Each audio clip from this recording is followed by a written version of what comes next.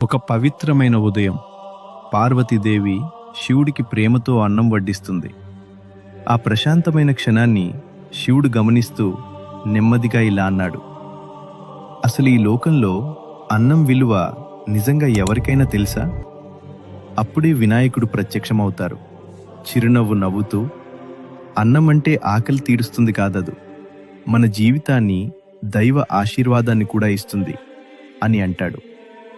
అలా చెప్పి వినాయకుడు తన చిన్ని చేతులతో అన్నంని తాకగానే ఆ అన్నం దైవ కాంతితో మెరిసిపోతుంది.